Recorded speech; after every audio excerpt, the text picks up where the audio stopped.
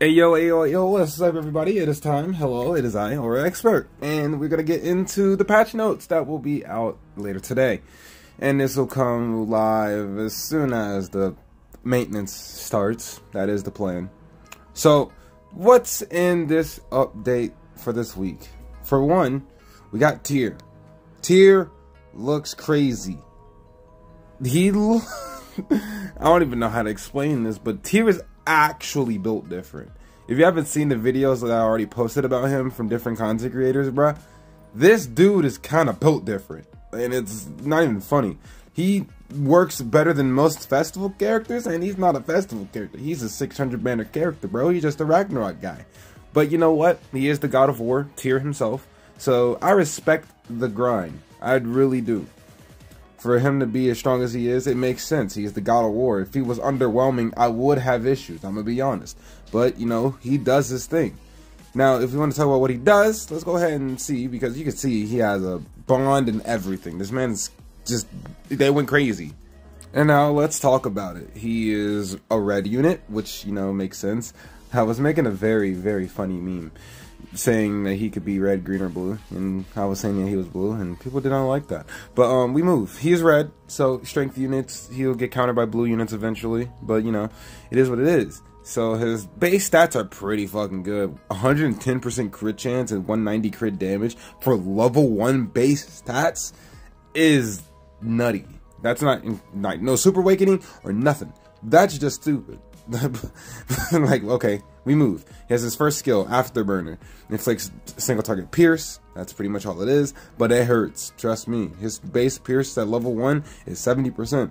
So triple that, that's like 220. I don't know. I can't math right now. I'm just being real. Math ain't math, and it never go math anyway.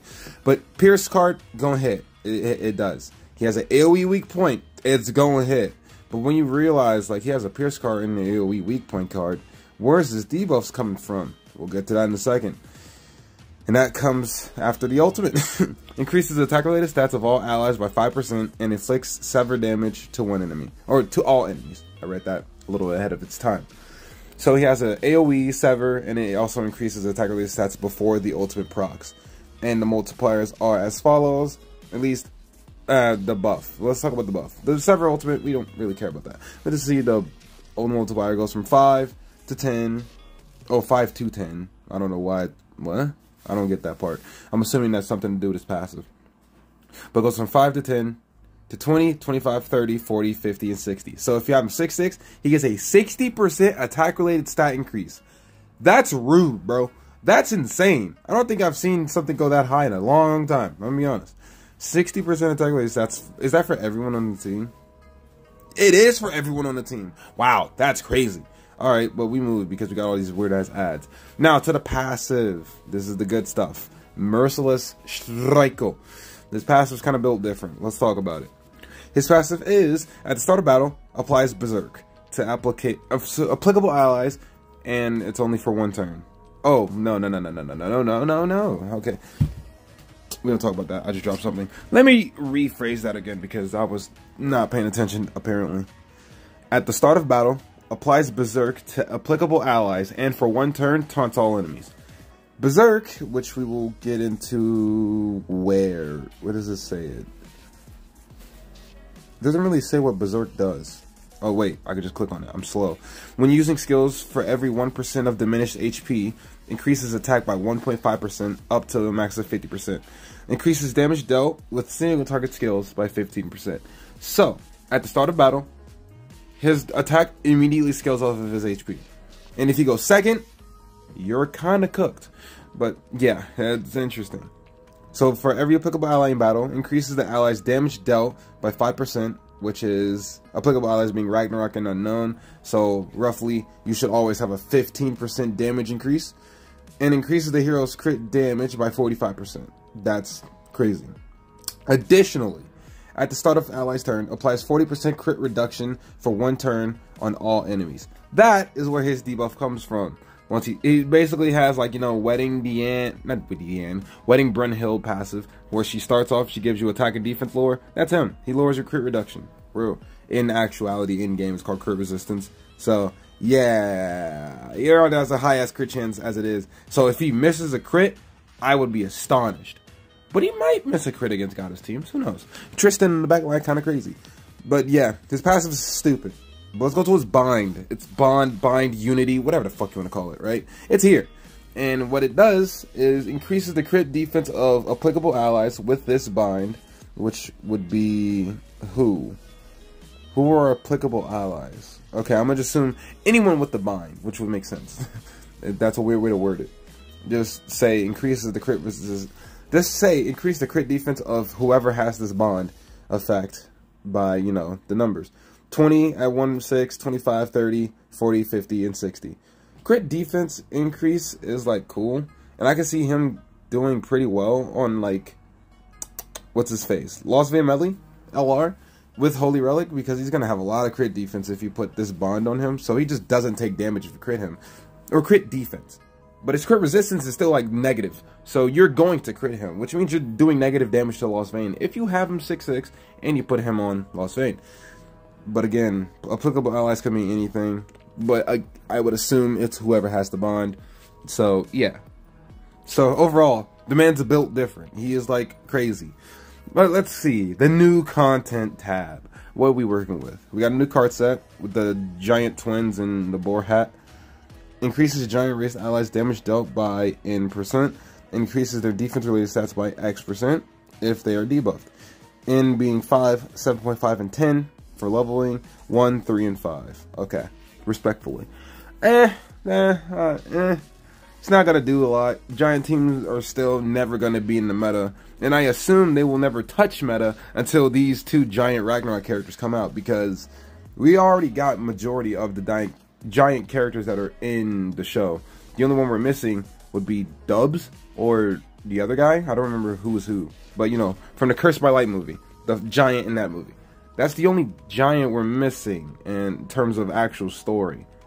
So either we're going to get another name the end that's actually good or not, because this card set's kind of useless because the giants just don't compete until we get these two right here. So let's move on. Holy Relics. When I tell y'all these relics are kind of crazy, these relics are kind of crazy. Now let's start with Light Liz, because you know she needs the help. She's been struggling for a very long time. And, you know, she needs it. So let's see what exactly it does. Increase the hero's damage dealt by 10% and decreases damage taken by 5% for each applicable ally on the field, which would be goddesses and 7 deadly sins. Okay, so if you have run the team correctly, you know, a goddess and 7 deadly sin team, she will have 30% damage increase and she will take 15% less damage. That's not bad. And then also, when her passive procs, it removes infect from allies? Yes. That's okay. Infect is a cool little clutch because, you know, her passive does heal, so you definitely want to remove the infect. But, you know, it could have removed all the debuffs. That would have been a little bit better, you know. But I guess that's what Margaret's for. Sure. Whatever. But, I mean, that's a pretty good Holy Relic. Is it enough to put her in the meta? Don't know yet. It's not on global, and I need to get it to test it. So, that will be got eventually. Moving on to Freyr's Holy Relic. I already know what his does to an extent, but long story short, his relic is broken. So let's talk about it. This man's relic is not good for... No, it's good. It's good. It's not good for the enemy, but it's really good. Increases applicable allies, being Ragnarok and Unknown, their base stats by 5%, and damage dealt with single target attacks by 5% for each one of them. So, 3 people on the field, you're going to get a 15% base stat increase. Damage increase from single target attacks are going to be increased by 15%. That's gonna be crazy. Because just having this is like enough to make him meta. His single targets already do a good amount of damage outside of like PvP and PvE. It's just crazy. But now he's going to get that good base stat increase and single target attack increase. So I'm hyped for this one. That's going to be fun. Especially with like... not even a Ragnarok team, an unknown team with Echidna buffing unknown units. He's going to be crazy. So, overall, 2 pretty good relics. We'll have to test them out personally. I know Freyr is pretty good. Liz is okay. But, you know, I'm always going to do my stuff my own way and test them out for myself because I don't go with the hive mind. We move though. Memory of Nether is finally here, thank God. But here's the problem with it. Okay, I do have a problem with this because I do know a little bit about this as well. But we'll get to that when we see the rewards. You know, we have the tree. You can do 1 per entry, so you need at least 6 coins to clear this day 1, which I hope y'all haven't used it on the other 2 because y'all want to get this as fast as possible. It also replenishes over time, which, you know, we get 2 a day, and also the shop resets weekly, so that's cool. It's always been that way. And you also need to clear chapter 1, episode 22 to even unlock this, so most people have that done, or they should, so it's fine. The stage clears, you know, for first floor, you get the good stuff. That's a decent amount of rewards. But now we talk about the exchange shop. People were hyped about this because it has LR coins in the exchange shop. But this is actually the worst exchange shop I've ever seen in my life. I thought, like, Final Boss was bad and shit like that. I thought the Labyrinth was rough. Not really. I didn't really think that. But, you know, I'm just making examples. You have Labyrinth, PvP, Hero Arena. Those exchange shops are relatively decent. They're not horrible. But this is bad. So, as you already know, the exchange shop resets weekly, right? You can buy 2 of each. Well, literally, you can buy 2 of each of the main side materials for the Demonic Beast Battle a week. That's not even close to a character. Not even close, because you need 30. So, let's just say, for example, you would not do Demonic Beast for a month or, you know, months on end, and you would only get the materials from this. It'll take you 15 weeks to get your Demonic Beast stuff from this alone. That's really bad. That's horrible. And then on top of that, we move to the LR coin. You're getting 1 a week. 1 LR coin a week is not good. I don't know who would say this is a good shop, but 1 LR coin a week is dog shit. It's just not good. Unless, because I have seen accounts like this that have like 99 LR coins and they're literally missing 1 coin to get the LR Lost Vein. Sure, this will work. But let's just take everything out of consideration and go strictly from this exchange shop itself. It'll take you 100 weeks to get an LR coin or an LR character from this shop. That's 2 years. Who the fuck? Because there's not a real chance in hell, like for majority players, that they would be just so happening to miss 1 coin for LR Meliodas or any LR character in the future. There's just not a shot. That is a very vast minority of players that would be missing 1 coin. It is. Because it's just, it's just not good. So, yeah. From this shop alone, it'll take you 15 weeks to get the materials for Demonic Beast Battle. And then it'll take you 100 weeks to get an LR character. Just from this alone.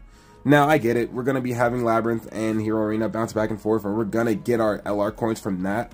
That is the main source. And this is just like a side thing. I get that.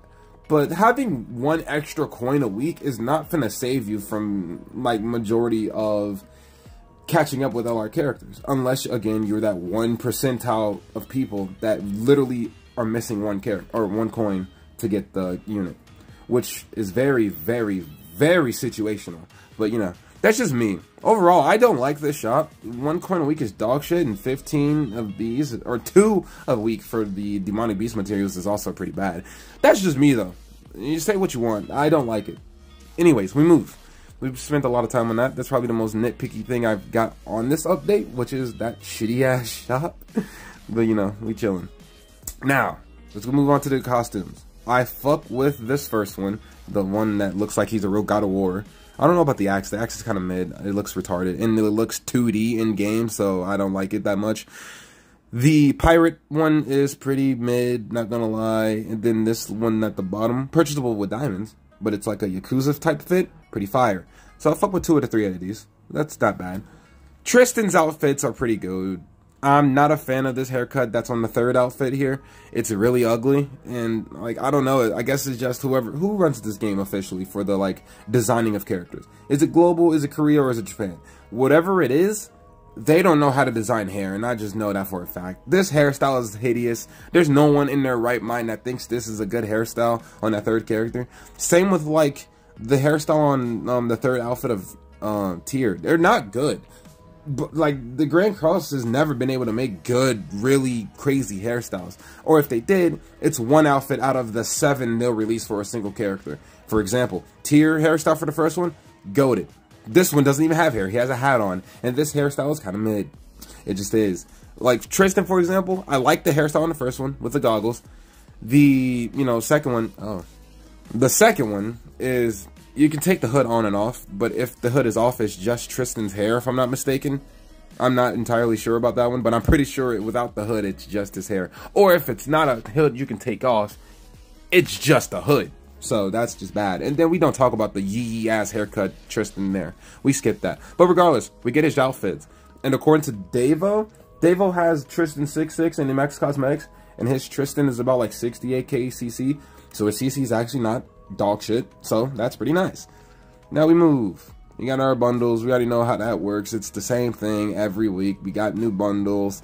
That's a solid one, but that's probably $80 for this shit. I wouldn't be surprised, but that's not bad per se. And then they're also nerfing Needhogger Floor. Floor 1 Phase 3, the amount of gauge is lowered by 100, thank God. Floor 1 Phase 3 can now be lowered by the same amount from all skills. Okay, thank you. So what it used to be is that Pierce cards and ultimates. Okay, let me break it down for you. Level 1 Pierce cards will drain his ult by 10%. Level 2 would drain it by like 22 or some weird shit like that. And then level 3 Pierces would drain it by like 30%. Ultimates will drain it by 10%. And then any other card outside of those 2 cards will drain it by like 3. But now every skill is draining the gauge by the same amount. Thank fuck. Because that is the most annoying thing I've ever seen in my life. But, okay. Floor 2, Phase 2. The Infect will be changed to a debuff. So you can cleanse Infect. Thank God. Because that was annoying as well. And then Floor 3, Phase 1. Never done it before, but this looks easier. That's all that matters. Friends function improvement. Recommended friend list will be moved to the search for friends screen. Up to 10 nights will be shown in the recommended list, generated every time you open it up. You know, okay, that's cool. I don't add people. I don't. Unless they're in my guild or they're actual friends of mine or content creators, I don't add them. Let's see. We got, maintenance. Yep. Bingo card. I like this event, personally. It's very simple to do, and it doesn't waste too much of my time because you can clear these boards relatively quickly. But, that's a fun little event that I do enjoy for the most part. Removing anything else, anything worth it. You get the card set from coin shop. Oh no, you get it from the bingo event. Okay, this is the rewards. So for step 1, 4, you get those 2, and then you get another one from somewhere else, I'm assuming. Or is that our card already in the game? It probably already is, because I think I've seen it before. We get Crocodile back for the 18th time. Lovely, lovely. We already know how that works. Kyo, Monsweet. Anything else is useless. Or Kane. Or Green Escanor. Or Red Demon Melee. Anything else is useless. 5 times a day. We already know how that works. The Brent Hill outfit is back. Shitty rewards. And 20 of each demonic material. It's not the worst thing ever. 20 times 3 is 50. No, not 50. Yeah, for 60. 60 of those ones aren't the worst ever. And at least that's a character, sort of. Like, from to level 75, I guess. What? Sure. All of this is pretty simple. Miscellaneous shit. Okay, I never use them on special dish, so I don't care about it. But, you can use it for longer now. And then they extended his banner to the 17th. Okay. That's like the 3rd time they extended that man's banner. But that's the update. The update is pretty good. I'm not mad at this. Everything is pretty solid. Tier's good. The card set is okay. The Holy Relics are god tier. The Memory of Nether is kind of mid, but, that's just me. The outfits for tier are good. Or mostly good. Tristan's outfits are goated. I will be rocking the dragon onesie. That shit hard. Everything else is pretty much the same. Don't care about friendship at all. Bingo card, or like match card thingy, whatever you want to call it, pretty good. The Croc Show's mid. I don't know why they bring it back for the 18th time, just make a new boss. And then we're done. Alright, that's it. That's the video. Somehow made the Passionate video last 20 minutes, because there's actually content here somehow. Quote-unquote content. So yeah, that's it, bro. I'll see y'all in the next video. I will be showcasing tier, doing summons, buying Freyr's Holy Relic, Liz, maybe. I'll think about it. buying all the outfits for Tristan, buying all the outfits for Tyr, doing one rotation on Tyr because I don't feel like getting shafted for the 5th time this year, and that's about it. So I will see y'all in the next one. Peace.